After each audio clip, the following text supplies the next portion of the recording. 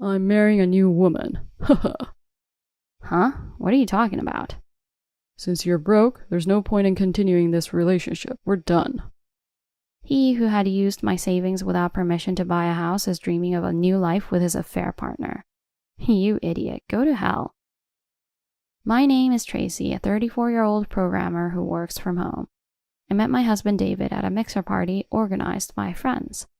We hit it off talking about asset management, and when I mentioned my savings of hundreds of thousands, he became eager. Although he didn't have much going for him as a man, the conversation was interesting, so we got married. It's been a year since we registered our marriage, and we still don't have any children. Not to brag, but I receive a pretty good salary as a programmer. The assets I've been steadily building since my single days are about to reach the $500,000 mark. If I continue working for this company until retirement, I wonder if I can live without working. Until my assets run out, I can use my time freely. That's the kind of dream life I was imagining just before I got married. My parents died in an accident when I was 12, and I was raised by my maternal grandparents. My grandfather, who was a businessman, always said, No matter how much money you have, it's never enough. He would always whisper in my ear, Money is meant to be spent. Having a lot of money attracts people. Money troubles can really take a toll on your heart. He used to say, money goes around the world a lot. Anyway, money is never a problem, and if you spend it wisely, it will come back to you. Maybe because I was raised by my grandfather like that, I naturally found saving money enjoyable. From my first day of work, I invested a portion of my salary in investment trusts and built up the assets I mentioned earlier. My husband has been devoted to me since we started dating. He was always a real gentleman. It was like he always put ladies first, which was pretty funny. He would pull out my chair at restaurants. He would open the door to the passenger seat and wait for me when we got in the car. But when it actually happened, I felt loved, or rather, I felt his affection, that was for sure. It was very fresh, and I was proud of my husband. However, my husband changed drastically as soon as we got married. One morning after staying up late until dawn, I rubbed my sleepy eyes and left the bedroom. Good morning. I called out to my husband sitting on the living room sofa, but he was completely absorbed in his smartphone and didn't even glance at me. I took a quick shower and sat in front of my computer as usual. The sound of typing echoed in the quiet room. I focused on my work in the quiet space. My husband patted my shoulder. What is it? Give me some money. My husband always asks for money like this. Come on, enough already. I handed him the money and he quickly left the house. When I cut off the money, his attitude became indifferent. The number of times we saw each other decreased and he became colder and colder. I was getting sick of how he was treating me these days. One night when I returned home from being out, my husband was lounging on the sofa. The TV was on, but his eyes were glued to his smartphone. Should I turn off the TV? Huh? I'm watching it, so don't touch it. My husband's roughness caught me off guard as he snatched the remote control from my hand, but I quickly brushed it off. My husband, who is just an ordinary office worker, had been given a transfer recently. Could that be why he's in a bad mood? That's all I thought. Since that day, my husband's attitude has been like this all the time. He gets angry easily at anything I say, and he stopped eating dinner at home. One day I called him. Hey, aren't you coming home yet? I'm making dinner. No, I don't need to. Huh? If you'd told me sooner, I wouldn't have cooked. If you're gonna complain, you don't have to cook. Why is it like this? Is it because of work? What else could it be? There was no getting through to him. I thought it would be troublesome to argue back, so I managed to hold back somehow. And finally, the days he didn't come home increased. There was no prior notice, and when I called, all I got was, I have an unexpected business function tonight and won't be able to catch the last train. Looks like I'll be booking a hotel room. This was the kind of response I always got. Does the business function usually happen so frequently and unexpectedly? I was unsure, but perhaps it does occur without my awareness. When I began to feel suspicious of my husband's actions, I came across his tablet that was left charging while I was cleaning. He always carries it with him, I thought, but then a message popped up, brightening the screen. Where should we go today? The place we went last time was good, right? There were messages with numerous heart emojis. This was definitely from his mistress. I knew something was off, but when confronted with such blatant evidence of infidelity, a woman's pride starts to ache. Digging deeper, the conversations and photos with the other woman were overflowing.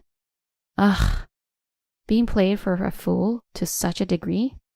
For a moment, nausea overcame me, but I gritted my teeth and took a deep breath through my shoulders.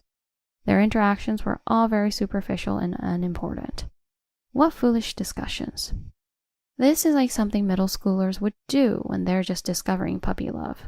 All I felt after finishing reading those vulgar messages was anger.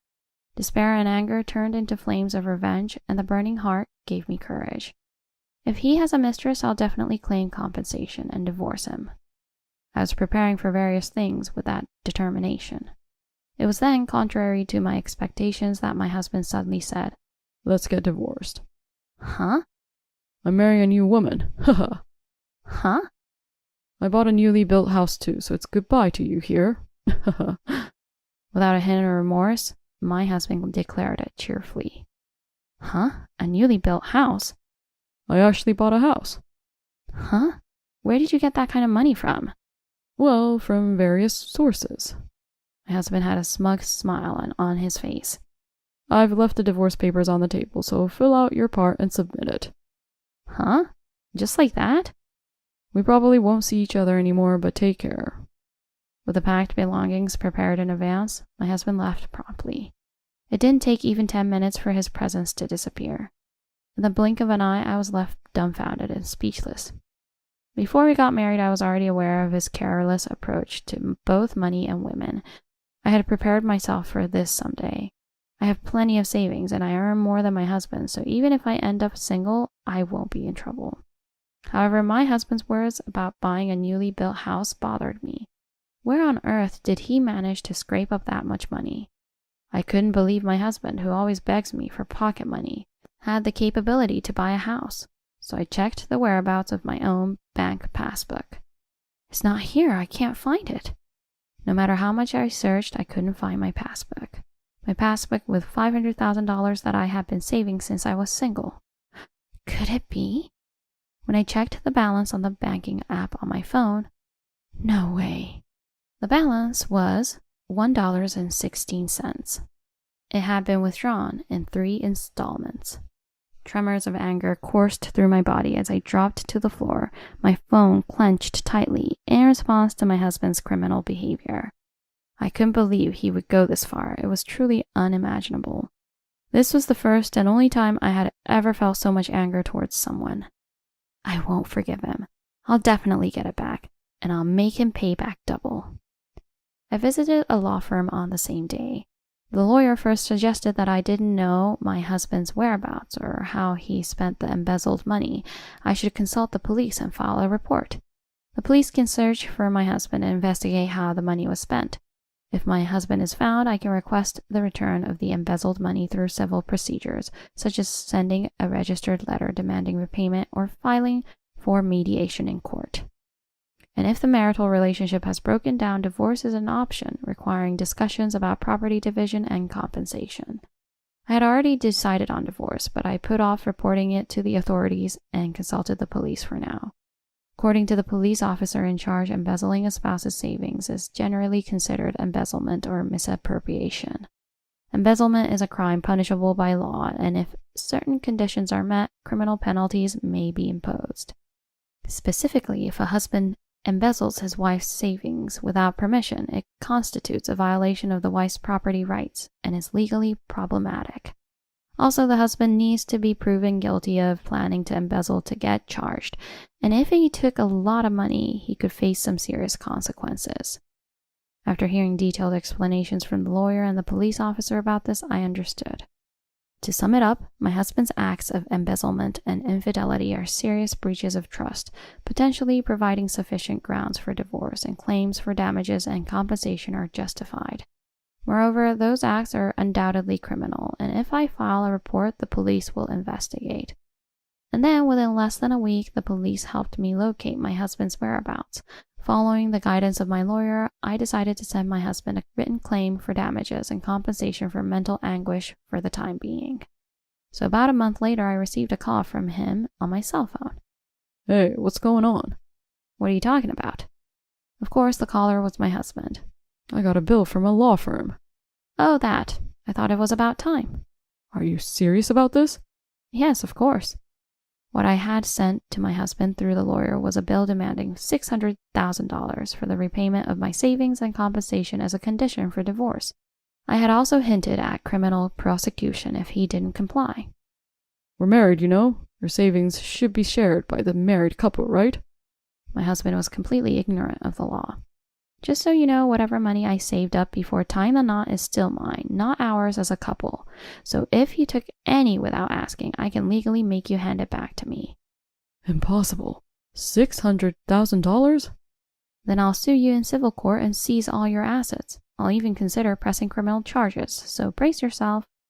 Damn it. After muttering something, my husband's attitude suddenly changed. Fine, I'll pay, all right? Oh, what's gotten into you all of a sudden? If I pay off the $600,000, you won't press criminal charges and agree to divorce, right? Exactly. You catch on fast, don't you? From the laughter on the phone, I could vaguely guess where the money came from. You plan to use your mistress to pay, don't you? So what? Money is money. He's still being deceived. He's still seeing that woman without even knowing her background. I had already gathered all the information about her from a private investigator. As a parting gift, let me enlighten you. Do you think of that woman as the daughter of a wealthy family or a CEO's daughter? I don't need to answer you. Oh well, listen carefully. That woman is a professional con artist. She approaches wealthy-looking men claiming to be an heiress or a CEO's daughter, takes their money, and then disappears. Several men have filed police reports against her. No way you're lying. She's the CEO's daughter. I've met her father, and he promised to make me the CEO in the future. Oh my, you're as stupid as ever. By the way, did you buy the new house in her name? How foolish of you. It can't be true, right? We were engaged. I even bought her a ring.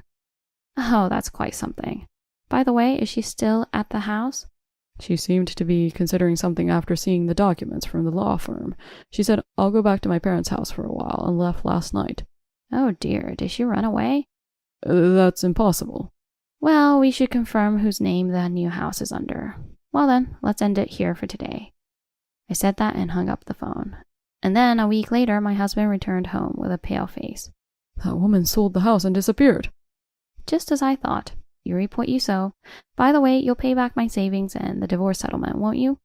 There's no way I have that kind of money. Please, don't divorce me. He cheated on me, got dumped by that girl, and even swindled me out of the house. What a despicable human being. I never imagined he would be this foolish. It's too late to play the victim now. I won't give you a single penny, and divorce is definite. Just talking to him gave me a headache. Wait, I was deceived. I'm the victim, right?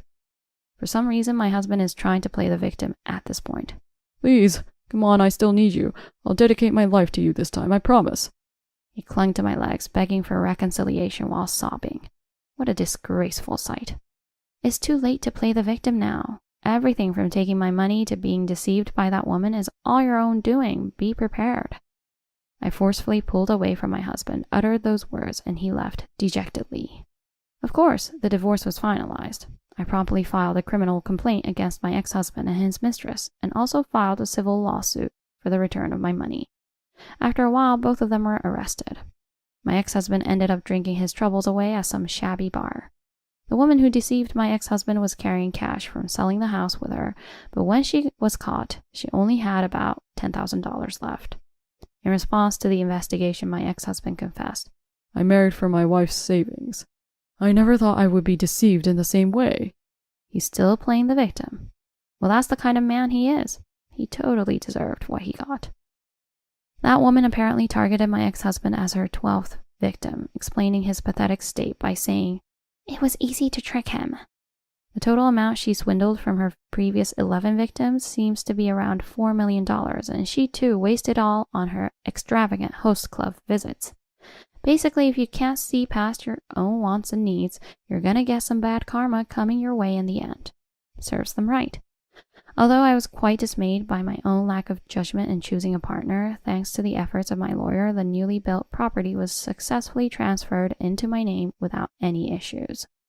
I had no intention of living in that house, so I rented an apartment and started a new single life. My job as a programmer was going well, and my salary was gradually increasing. I was thinking of starting to save money again, but I heard that there was a buyer for that house. It seems that it's located in an area involved in nearby redevelopment projects and was valued at $1 million. There's no choice but to sell it off. Maybe I'll go on a nice overseas trip. Perhaps a trip around the world someday. I've experienced divorce and even got involved in a crime, but my assets doubled in just a short period. Surely this journey is filled with hope for further asset growth. Watch over me, Grandpa.